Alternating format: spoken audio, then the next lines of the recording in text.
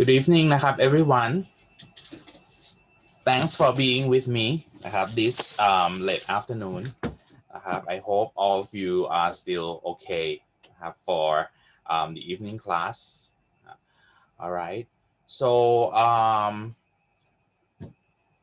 for this evening session, I try to finish the module number 9 and then start some part of module number 10 a bit นะครับ Okay. All right. Okay, so let me just like open my slide first. I have just one belong.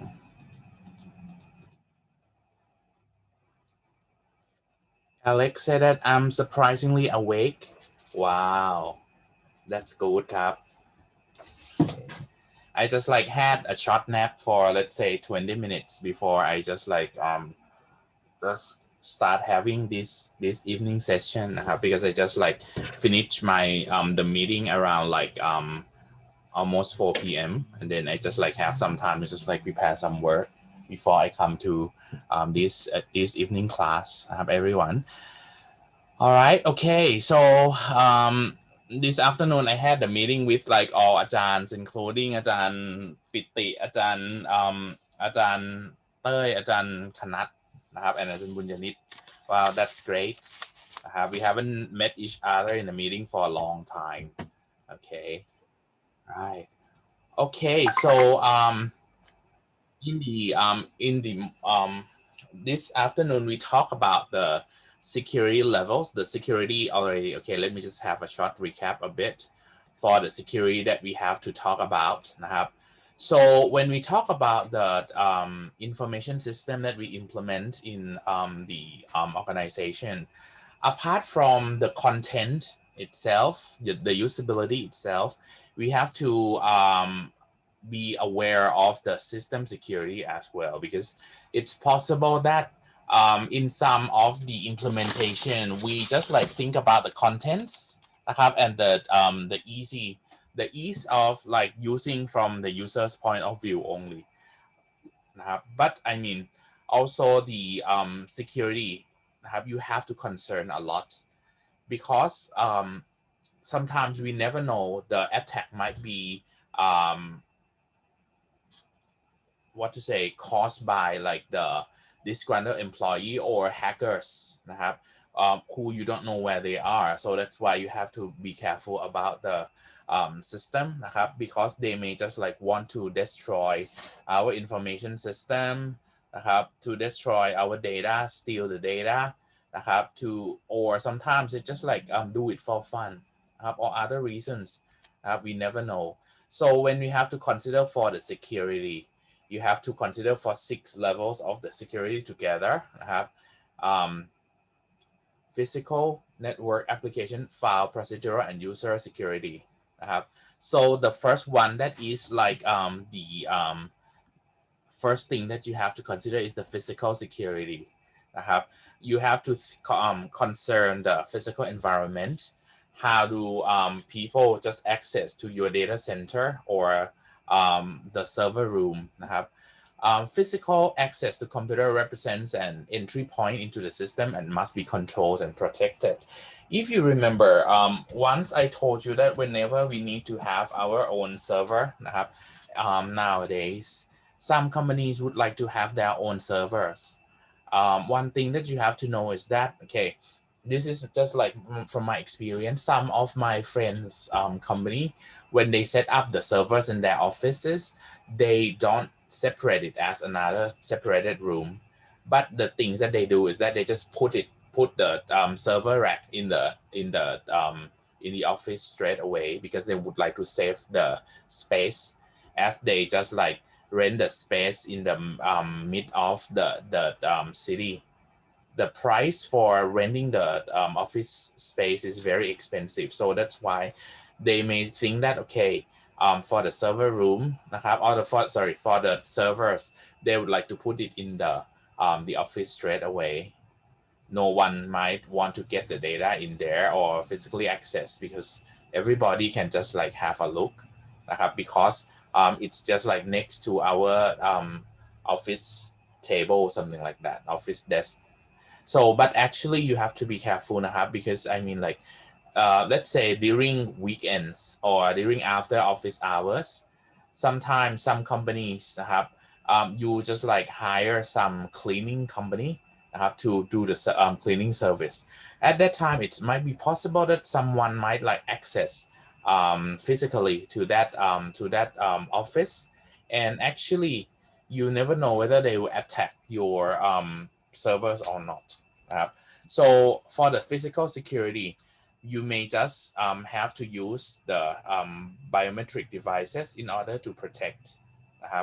In this one, you have to consider the operation center security, servers and desktop computer or notebook computers, especially for the operation centers or data center that you have to set up a separate the rooms or facilities. The things that you have to be careful is that, okay, in order to access those kind of data center, the things that you should do is that you better have like the biometric devices to control, and then most of the company, they must have, apart from the biometric device, have to do the access control. They may also have the surveillance camera next to the biometric device, because I mean like sometimes, let's say, if somebody try to just like access physically, and they try to use some means in order to unlock the door. I don't know, maybe they just like use some ways in order to trick the system by using the fake identity, something like that. If you have the surveillance camera, at least it helps you that it tells you that who is trying to attack or access to that room without permission. And also for this kind of the access control, you must have the lock as well. That, okay, for example, right now, if it is 10 minutes past 6, who access the door, who are at the door, and if it's unlocked, you know immediately that, okay, who is trying to just like break into the system or break into the computer center, something like that. Or for the server and desktop computers as well, whenever you say that, okay, you have the you don't have the server room for some companies, sometimes the server room might be in the manager's room the servers, I'm sorry, the servers might be in the manager room might be possible. I mean, for some users company, they may not want to set up their separated servers facility, then they put the server in the manager's room. So depends but anyway, you can see that for most of the users computer, you can see that sometimes users, they don't log out from the system. Then you may have to just like use the way in order to automatically log out if they do not just like if they do not use the what to say logging out process, or if they do not use the system for a long time so excuse me class just won't be long. Okay, sorry okay, in terms of desktop, okay, you may just like set up like the timeout let's say if there is inactive session for, let's say, half an hour, like Sky system, you can see that it's automatically logged out as well if you don't use the system for, let's say, half an hour. So the notebook computers, right now you can see that most of the computers that we use in order to access the information system in companies nowadays, they may use like the concept that is what we call BYO, or bring your own device. BYOD, bring your own device. The notebook computers actually belongs to our employees. Then you have to just like you can't just like control anything over their computer. Then you have to control on your information system instead. For example, you have automatic logout if they don't use it for a while, something like that. After that when you talk about the next level, that is network security you have to think about, like, in some companies, if you would like to have a secure one, you may have like the wireless, you may not allow the users to use wireless network. For example, you may say that, okay, if the users would like to use this dedicated system, they have to just like plug in the LAN cable only. Or if we say that, okay, users will have to just like use the wireless network. Like for example, they use wireless LAN in the company. You need to set up the security. For example, apart from password, the next thing is that if it is the system that is dedicatedly designed to use for just like the internal people of the company only, you might say that, okay, if the users would like to use LAN or wireless LAN, they have to register for the IP address as well. So that means if there are people from outside, they have to use another network instead. Because if they use this, for example, if you say that, okay, this SSID is for the internal use only. So that means if somebody who is not our staff try to just access to this SSID, you control by using the IP address. If they do not register, they cannot log in into or using this network, something like that. Apart from that one, we may think about like the virtual private networks, whether the users who would like to access from home, access our information system from home, we may have to let them install the virtual private network client first. For example, like in MUIC or in Mahidol, whenever you would like to use the intranet of Mahidol University, you have to install the application that is called PAL Secure first, so that you can log in the intranet of Mahidol University. So you might think that why do Mahidol need to set up our virtual private network and intranet? Two reasons. The first one, the intranet is used for internal internal people, including faculty members, students, and staff only. Anyone who is not a part of Mahidol University community do not need to know the information inside. For example, we may have some announcement for the strategic plan of developing our university, something like this. So the strategic plan is used inside is used internally only. So that's why other people outside the universities do not need to know. Next, when we talk about the resources that we have inside or internally, for example, you can see that when you have to pay your tuition fee or university fee, a part of it is to access the facility and resources that we have online, including the electronic library that you can borrow the book or digital book online, or academic papers that you may want to use. And you have to know that, okay, some of the papers if you would like to purchase that paper and you are not a member of Mahidol University. I tried already, because at that time I used my friend's computer to log in, and I would like to download a paper to read. I remember that it cost me almost 2,000 bahts per one paper only. But because we subscribe that database already, so whenever we use or we access intranet of our university by logging in through VPN, you can download that paper without paying any money. So that's why this one is important whenever you would like to have the resources internally and you have like staff or people who work from home, then we need to set up the virtual private networks so that they can access to the network of the organization as if they are inside the organization. Ports and services, which ports, which service that you grant to anyone to use, the authorized people to use, then you may have to control by using IP addresses, or you may have to just let them log in into the system first. And lastly, the firewalls.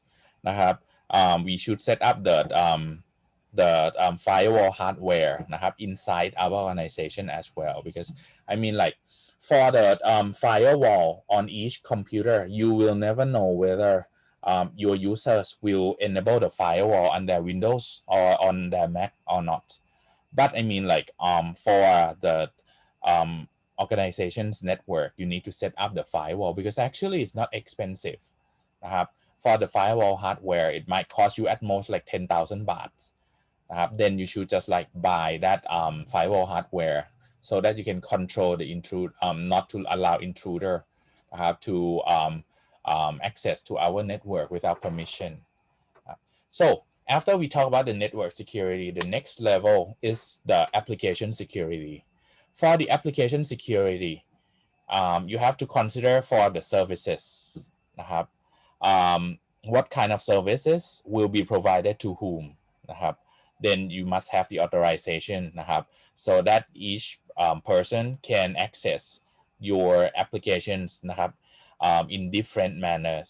For example นะครับ you can see that when you go to Sky system, once you log in, you see on Sky screen นะครับ it is your personal screen. Not, I mean like other students when they log into their Sky account นะครับ the appearance นะครับ will be different because I mean like each person will see only for the courses that they register only นะครับ for me when I log in I can't see what students see. At the same time, when you try to have a look on your Sky screen, you don't see the advisory of Boromir because I mean like your account is student account and you don't have any advisories. So that's why these are the services that are separated according to the user ID.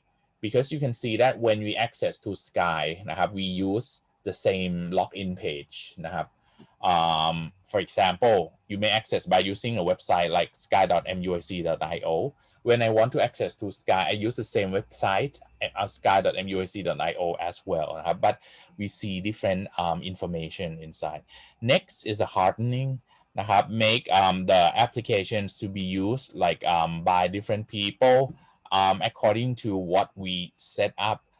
And let it to be this difficult in order to break up to break this application security นะครับ permissions นะครับ input validation นะครับ and for the permission and input validation นะครับ application permission is that you just set up the authorization level นะครับ for the users in order to use your system นะครับ same as like what I told you that okay, when we have different user ID, we can see different screen, and then we can do different tasks. The next one is input validation. Suppose some hackers is trying to hack through the system, Sky system. Sometimes it is DDoS, sometimes it is a human hacker. They try to just like use some random user ID and random password. You need to just like control or validate the input. For example, if they enter the users wrongly for 3 or 4 times, the system is locked. They cannot use that computer to log into Sky system, let's say, for an hour or 2 before they can try again, something like that. That means you can control easily by using the IP address. Once you the user try to enter the user ID and password, you also send the IP address into the programs as well, into the server as well, and check whether like this user ID whether this IP address is trying to log into Sky system by using this user ID or different users ID wrongly for 3 times or 4 times, then you just lock the service. So that means next time, if the user is trying to use the same IP address to log in again, if it is within 1 hour, you don't allow them to do so. Something like that. Next is patches and updates. You need to have the updates for the users. For the applications when the time goes by for the security. For example, if you launch the version 1.0 for your information system and you found that the login page has some problems. For example, in Sky system, very first version of Sky system, we had just user ID and password only when the users have to log in. But when you use it for a while, we got like we found that it's a trace of DDoS attack. So that means some of the hackers try to just like use the means of just like simulating bots in order to log in automatically to Sky system. So since then we had verification นะครับ like the captcha in order to let the users to type first before they can start logging in into Sky server. So that means if it's the bot and you cannot just like enter the captcha, that means okay, this is not human beings, this is a bot. Then you just like block the connection immediately, something like that. Or you just like don't use the server to process this, otherwise it will use up the CPU power of the server, something like that. And then you need to have the software log for anyone who logged in into the system, what transaction that they use, what screen that they use, something like that. And also in the database, you may need to have like the log as well, that okay, what value that users enter at what period of time, so that if we roll back the error, we will know that okay, we will just like roll back until what time, what was a transaction that users did before, something like that. Okay, after that we talk about the next level of security, that is the file security. You need to set up the permission on the different authorization level of using that file to read, to write, to execute the file, or that users can do all of these tasks, or can the user read at the, a folder or not, or the users have the right to write the directory or not. Or you can set up the groups of users that you can grant the permission for the same group. After that, we talk about the user security. In this one we can have just the controlling or just like checking for the security level for users So that means when you have the attack from the attacker or hackers, you need to just like set up the privilege escalation. That means how do we gonna help the users just in case that okay, they have like the system got an attack. So the privilege escalation here means that okay, it's just like not the normal usage, it is the attack already.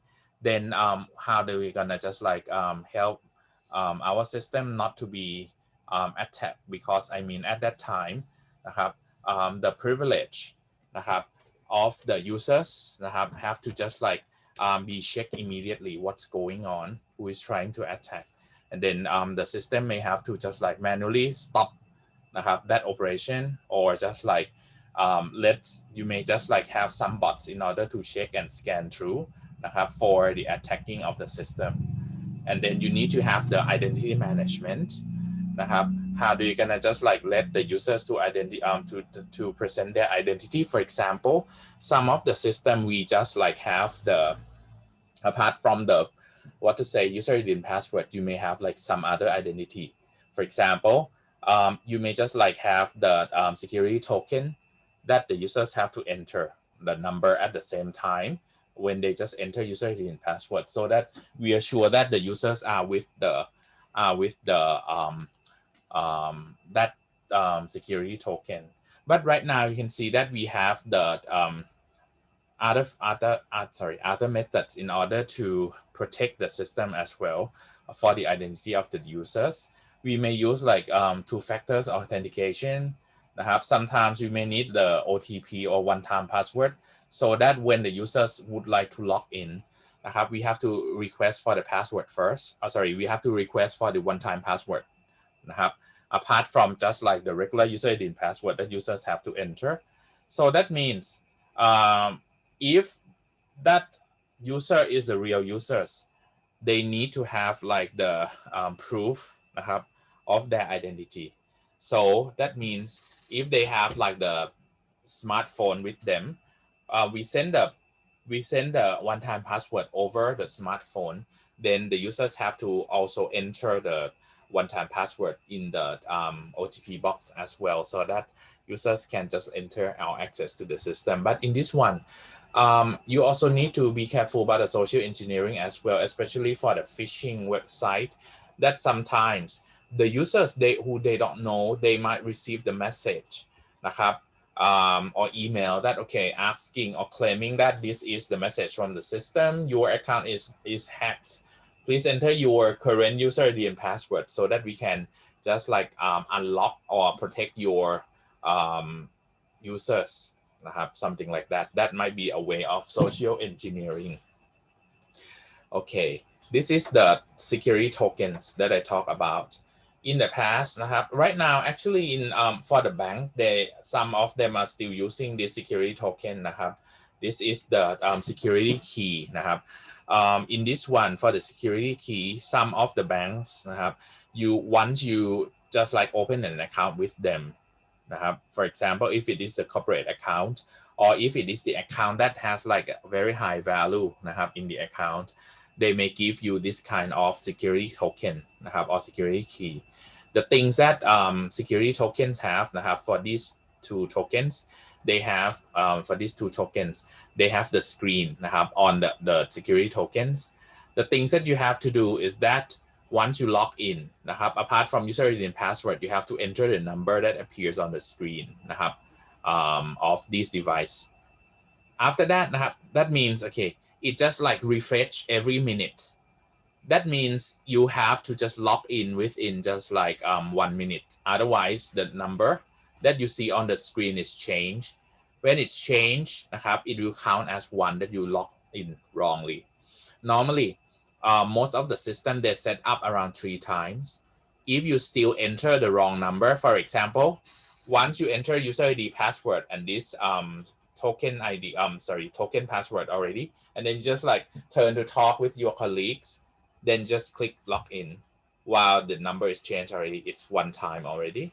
Then you do it the second time, log in again, but using the new number generated from this device. If you don't click log in again, it's changed, and then you just log in after the number is changed or updated already, it's count as 2 times like this. If it's 3 times, what will happen? These security tokens cannot be used anymore. It's not broken, but the system locked already. The things that you can do in order to unlock is that you have to bring it back to the bank that issue this security token for you. They have to synchronize these tokens with their algorithm inside the server once again. So that means you waste your time because you have to go to the bank. So that, okay, these security token will be reused once again. Okay, so this one, okay, right now some of the bank they use like 2FA in the smartphone instead, or you have to install some application that is two-factor authentication from Google in your smartphone instead. And then when you would like to log in, you just turn on your apps for the 2FA apps, and after that the number is shown on the applications over there. You just like simply just like type that numbers in your login screen, and it's the same thing if you just like miss out the time before the security security code is changed for 3 times, your account will be locked as well. Then you may have to call to the admin in order to unlock it for you. Okay, right. Okay, so after that when we talk about this, the next thing that we have to consider is the backup and disaster recovery. One of the great case study for the disaster recovery was like 9/11 tragedy in the States in like almost 20 years ago. You can see that at that time in the 9/11 at that time, many of the headquarters of many companies were settled in World Trade Center building. So when the building was collapsed, most of the servers of all of the servers of those companies were destroyed. But how come those companies didn't become bankrupt? Actually, you have to know that they have the backup and disaster recovery plan. Every big every big company นะครับ or large company must have the secondary server located somewhere else for sure. Most I think all not most all of the headquarters นะครับ company of the headquarters of the company that were located in the World Trade Center, they had the branches around the world. So the secondary server site was in other countries or was in another city or another state นะครับ in the US. So that means once the primary server is destroyed, everything stopped นะครับ when they had to just like recover, what did they have to do? They had to start up the secondary server to work as a primary server instead. Sometimes they may have like some pieces of data that was destroyed too, but it's better than nothing. You could see that, okay, the situation on that day นะครับ it happened in the early morning. That means the transactions on that morning was not started yet นะครับ on some businesses. But on some businesses, some business transaction on that morning started นะครับ a little bit already. So those kind of data, if you don't have like the backup plan for that morning session to replicate the data to the secondary server, you may lose that data, but it's not much. You may be able to recover within a week, something like that for that disaster. Same now, come back to Thailand. What about the backup plan? If it is the small business, my suggestion is that for the backup, you may have just like local backup, for example. You may have like the secondary hard drive นะครับ and then you back it up all the time by using RAID technology นะครับ some of the companies, if they say that, okay, I don't want to have my own backup because I don't have anyone who's responsible for that one, you may consider of backing up over the cloud นะครับ so that it will be okay in order to just like recover it if there is something happen. For example, if there is a fire นะครับ on that headquarters or on that building, you still have like the backup set of data and information system over the cloud to help นะครับ Another example, if we are talking about like large company in Thailand, for example, banks, for the bank, they have like different backup sites นะครับ for different banks. Normally, each bank นะครับ they have headquarters นะครับ in Thailand, I mean in Bangkok. Normally นะครับ the backup sites, they are in Bangkok or vicinity area as well, but not in the same area as the headquarters. For example, you can see that, okay, let me give an example นะครับ what to say, K-Bank. Okay, let's talk about K-Bank first. For the Kasikorn Bank, you can see that the headquarters actually นะครับ right now it's located in Raj Burana area that is like nearby my house. It is next to Rama 9 Bridge นะครับ okay, that is the headquarters is over there, so the main server is over there too. Then where's the backup server? Backup server normally they set in the past, they set it up in the old headquarters นะครับ the old headquarters is in Phonyotin Road nearby Ari train station นะครับ so they set up the backup site over there นะครับ in the past. I mean originally they just like set them up alternatively. So what does it mean? In the past, when I studied for my bachelor degree, the headquarters of K-Bank was it was at Ari นะครับ the old headquarters over there. So the backup site was at Raj Burana. Right now, when they move the headquarters to Raj Burana, the backup site is located in Phahonyotin in Ari's area instead. And apart from that one, you can see that for the second backup site, it might not be enough for them because they think that, okay, apart from the headquarters นะครับ at Raj Burana area นะครับ or the secondary one in Phon Yotin, it's too the Phon Yotin one is too crowded. Then they try to have like the third backup, sorry, the second backup site นะครับ or the third server.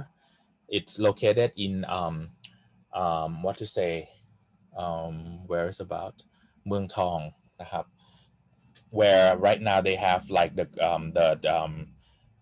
Gasikorn's business technology group นะครับ company over there. That is the third place นะครับ apart from that one, okay, another example, another bank, for example, like what to say,